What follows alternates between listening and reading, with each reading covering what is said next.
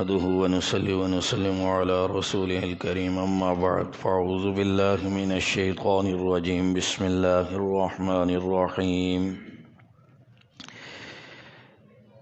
قل إن كنتم تحبون الله فاتبعوني يحببكم الله ويغفر لكم ذنوبكم والله غفور رحيم قل أطيعوا الله والرسول فإن تولوا فإن الله لا يحب الكافرين صدق الله مولانا العظيم وصدق رسوله النبي الكريم ونحن على ذلك لمن الشاهدين والشاكرين والحمد لله رب العالمين۔ میرے واجب الاحترام میرے بھائیو، سلسلہ ہمارا درس قرآن ہے۔ سورہ آل عمران چل رہی ہے۔ سورہ آل عمران کے رکوع نمبر 4 اور پارہ نمبر 3 کے رکوع نمبر 12 کی آیات ہیں۔ اللہ رب العزت فرماتے ہیں کہ اے میرے سونے پیارے پیغمبر، آپ ان لوگوں سے کہہ دیجئے کہ اگر تم اللہ کی محبت چاہتے ہو، اللہ کی محبت رکھتے ہو، فاتبعونی، تو کیا کرو؟ میری اتباع کرو، میری راہ پر چلو۔ یحببکم اللہ، تاکہ محبت کرے تم سے اللہ، ویغفر لکم، اور تمہارے گناہ بخش دے، یغفر لکم، بخش دے، ذنوبکم، تمہارے گناہ، واللہ غفور الرحیم، کہ وہ خدا بخشنے والا بڑا مہربان ہے، وہ خدا بخشنے والا بڑا مہربان ہے۔ بڑی عظیم الشان آیت ہے کہ ہم سب انسان ہم سب کے سب ایمان والے مسلمان بالخصوص، یعنی خاص طور پر ہم سب اللہ کی محبت چاہتے ہیں۔ کوئی بھی انسان ایسا نہیں ہوگا جو یہ چاہے کہ مجھے اللہ کی محبت نہ ملے، اس لیے کہ محبت کا جو لفظ ہے اس کی حقیقت وہی اللہ ہی کی محبت ہے۔ ہاں، اس محبت کو پانے کے لیے محبت کے اور رنگ ہیں۔ اب جس کو اپنی اولاد سے محبت ہے، جس کو اپنے گھر والوں سے محبت ہے، شوہر کو بیوی سے، بیوی کو شوہر سے، اولاد کو ماں باپ سے، ماں باپ کو اپنی اولاد سے، یہ سارے کے سارے محبتیں کیسی ہیں؟ یہ مجازی ہیں۔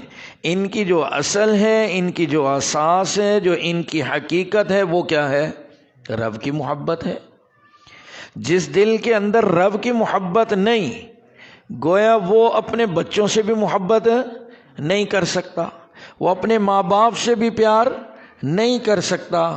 اسی طرح وہ ماں باپ اگر اولاد کے وارث بنے ہیں تو وہ اولاد سے محبت نہیں کر سکتے۔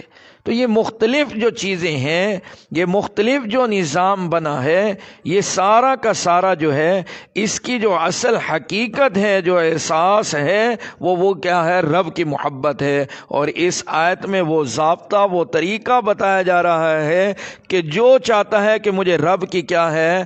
محبت مل جائے، مجھے رب کی محبت حاصل ہو جائے، تو اس کا جو آسان اور جو واحد ذریعہ ہے وہ کیا ہے؟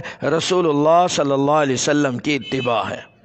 تو آیت ہمیں یہی بتا رہی، اللہ خود اعلان کروا رہے اپنے محبوب پیارے پیغمبر ہمارے آقا حضور پاک صلی اللہ علیہ وسلم سے کہ آپ ان لوگوں کو کہہ دیجئے کہ اگر تم قل ان کنتم تحبون اللہ، اگر تم اللہ کی محبت چاہتے ہو، اللہ کی محبت کو حاصل کرنا چاہتے ہو، فاتبعونی، میری اتباع میں لگ جاؤ۔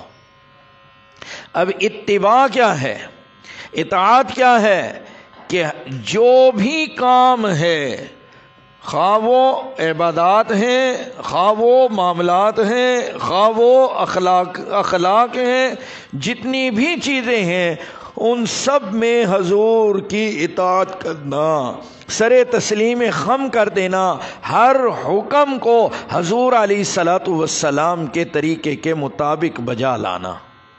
اب جو اس کوشش میں لگے گا یقیناً دنیا میں بھی کامیاب اور آخرت میں بھی کامیاب، دنیا خود اس کے پاس آئے گی، کامیابی اس کے قدم چومے گی۔ آپ بتاؤ بھائی، ابھی جیسے وہ بھی حضرت بھی عرض کر رہے تھے وہ اپنے انداز میں کہ دنیا میں کامیاب ترین کون؟ ہمارے آقا۔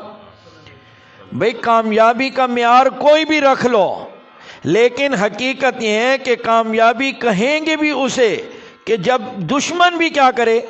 تعریف کرے۔ جب دشمن بھی یہ کہنے پر کیا ہو جائے؟ مجبور ہو جائے، دل سے نہ چاہتا ہو، دل سے نہ چاہتا ہو، لیکن بے اختیار اس کی زبان بھی کیا ہے؟ اس سچ کو بیان کرنے پر مجبور ہو جائے۔ اور وہ کس کے متعلق؟ ہمارے آقا کے متعلق، کہ خود دشمنان اسلام بھی آپ کی کیا کرتے تھے؟ تعریف کرتے تھے۔ اگرچہ صبح آپ کے ساتھ برسرے پیکار بھی ہوتے تھے، لیکن رات کو اپنی امانتیں ہمارے آقا کے پاس رکھوا کر جاتے تھے۔ تو یہ ساری چیزیں تو وہی تو محبت کا معیار وہی کہا کہ میری اتباع میں ہے۔ یحببکم اللہ، جو اللہ بھی اس سے محبت کرے گا۔ پھر صرف محبت نہیں، اتباع اور اطاعت سے صرف اللہ کی محبت نہیں ملے گی، بلکہ کیا خاص اس محبت کو حاصل کرنے کا جو ذریعہ اپنایا، کون سا؟ حضور علیہ الصلاۃ والسلام والا طریقہ جب اپنایا تو وہ اللہ کو اتنا محبوب، اتنا پسند کہ اپنی محبت تو دیں گے نتیجے کے طور پر، فرمایا لیکن ساتھ تمہیں انعام بھی دوں گا اپنی محبت کے ساتھ کہ وَيَغْفِرْ لَكُمْ ذُنُوبَكُمْ، تمہارے سارے گناہ بخش دوں گا۔ جس طرح میرا پیغمبر، میرا سونا منمونا پیارا پیغمبر، جس طرح وہ معصوم ہے، معصوم عن الخطا ہے، جس طرح اس سے کوئی خطا سرزد نہیں ہوئی، میں بھی تمہیں خطاؤں سے کیا کر دوں گا؟ پاک کر دوں گا۔ کیوں کر دوں گا؟ کہ تم نے اس کی اتباع کی۔ تو اللہ کو اپنے محبوب پیارے پیغمبر کی اتباع کتنی محبوب ہے کہ اپنی محبت بھی دیں گے اور اپنی محبت کے ساتھ کیا کریں گے؟ ہمارے سارے کے سارے گناہ معاف، غلطیاں یعنی ان پر پردہ۔ اور دنیا میں تو ڈالا ہوا ہے، آخرت میں بھی اللہ کیا کر دیں گے؟ پردہ ڈال دیں گے۔ دیکھو آج اللہ وہ پردہ ہٹا دیں، ہاں جی، ہم کسی کو چہرہ دکھانے کے قابل رہیں گے؟ یہ آج وہی ستار العیوب اس رب نے مہربانی، اور وہ مہربانی کس کے صدقے؟ آپ میرے میں کوئی کمال ہے؟ بتاؤ بھائی، ہمیں کوئی پھول بوٹے لگے ہوئے ہیں؟ نہیں میرے بھائی، ہمارے اندر کیا کمال ہے؟ ہم تو ہیں جی خواہشات کے پیچھے لگے ہوئے لوگ ہیں جی، ہمارے اندر کوئی کمال نہیں۔ یہ کس کی وجہ سے؟ حضور علیہ الصلاۃ والسلام کے صدقے وہی اللہ نے ہمیں جو ہے نا جی اس مقام پر یہ پہنچایا ہوا ہے، اور ہم پر یہ رحم، یہ فضل ہے جی، یہ مہربانی کی ہوئی ہے کہ اللہ نے ہمارے ایوب پر کیا ہے؟ پردہ ڈالا ہوا ہے۔ اگر وہ یہ پردہ ہٹا دے تو حقیقت ہے بھائی ہم کسی کو اپنا چہرہ دکھانے کے قابل نہیں رہے۔ تو وہ یہی بات اللہ فرما رہے ہیں کہ تمہارے گناہ بھی بخش دوں گا۔ کیوں؟ آگے دلیل، واللہ غفور الرحیم، کہ وہی تو بخشنے والا، وہی تو مہربان ہے۔ اور کون ہے؟ واللہ، وہ اللہ ہی ہے۔ اب بتاؤ اللہ کے سوا کون ہے بھائی؟ کوئی نہیں ہے بھائی، تو وہی ہے۔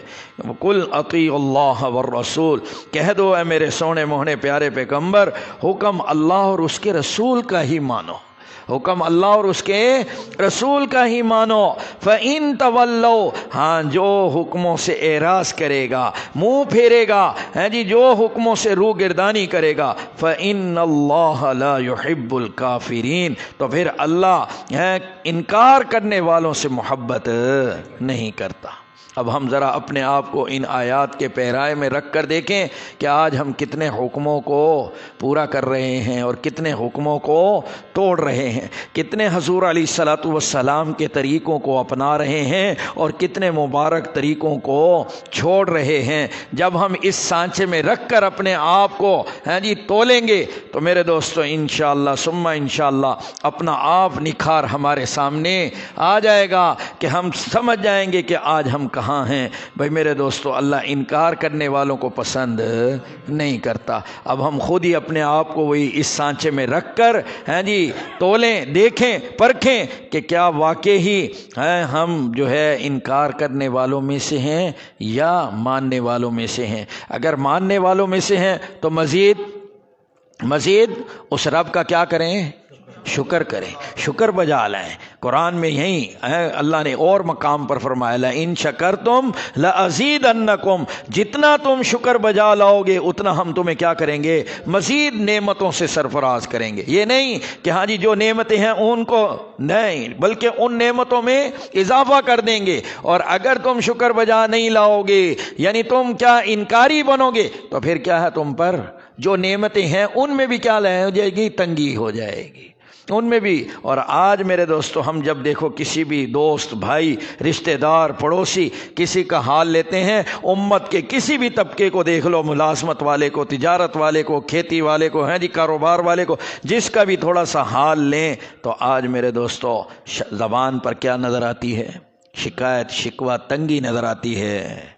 جب ہم اس چیز سے نکلیں گے، ماننے والے بنیں گے، تو یقیناً میرے دوستو برکات اور رحمتیں کسی اور کے لیے نہیں ہیں، پھر کس کے لیے ہیں؟ ہمارے لیے ہی ہیں، ماننے والوں کے لیے ہیں۔ لیکن ہم اس چیز پر آئیں تو صحیح۔ وہی اللہ خود فرما رہے ہیں کہ جس نے روح گردانی کی اس کو تو اللہ مانتا پسند ہی نہیں کرتا۔ جو چلتا ہے، پچھلا میرے خیال میں درس میں بھی یہی بات وہ آ گئی تھی، آج پھر اسی سے ریلیٹ کہ اللہ خود حدیث قدسی کے اندر فرماتے ہیں کہ میرا بندہ میری طرف کیا ہے ایک ہاتھ بڑھاتا ہے تو میں 2 ہاتھ، یعنی بازو پورا آگے، اور میری طرف بندہ چل کر آتا ہے تو میں دوڑ کر آتا ہوں۔ اللہ تو ہمارے بہت قریب ہے، ہم اس کی قربت کو محسوس کریں بھائی، اللہ بہت قریب۔ اللہ سورہ کاف کے اندر وہی فرماتے ہیں من حبل الورید، وہ تو تمہاری شارک سے بھی زیادہ کیا ہے؟ قریب ہے۔ حبل الورید، وہ ہماری شارک سے بھی قریب۔ اب بتاؤ اس قربت کو کتنے لوگ محسوس کرتے ہیں؟ ہم سب ذرا اپنے آپ اپنے گریبان میں دیکھیں کہ جب میرا رب خود اپنے پاک کلام کے اندر فرما رہا ہے اپنی یہ پاک بات، اپنے محبوب پیارے پیغمبر، پاک پیغمبر کے ذریعے سے یہ انسانوں کو یہ بات بتائی جا رہی ہے کہ وہ تمہارے کیا ہے؟ شارک سے بھی قریب ہے۔ جب وہ میرے اتنے قریب ہے تو میں کسی اور پر کیوں؟ کس طرف میں دوڑ رہا ہوں، کس طرف بھاگ رہا ہوں؟ وہ تو میرے بالکل قریب ہے، میں اس کی قربت کو پا کر، اس کی قربت کے مزے اٹھا کر اس سے کیوں نہ لوں بھائی، اس سے دوستی کیوں نہ لگاؤں بھائی؟ تو یہ ہمارے اپنے اوپر ہے بھائی۔ یہ قرآن، یہ درس قرآن، یہ آیات ہمیں جو واضح طور پر جو ہے کیا کر رہی ہیں؟ دعوت فکر دے رہی ہیں۔ اللہ رب العزت ہم سب کو اس سلسلوں سے جڑنے کی توفیق نصیب فرمائے، اور جو ہے ان قرآن پاک کی پیاری پیاری تعلیمات پر عمل پیرا ہونے کی توفیق نصیب فرمائے، کہا سنے پر عمل کرنے کی توفیق نصیب فرمائے۔ وآخر دعوانا ان الحمد للہ رب العالمین۔ الحمد للہ رب العالمین۔ اللہم صل علی سیدنا و مولانا محمد وبارک وسلم۔ یا رحمن دنیا والآخرہ ورحیمها تؤتی منها من تشاء وتمنع منها من تشاء فرحمنی انکا انت الغفور الرحیم۔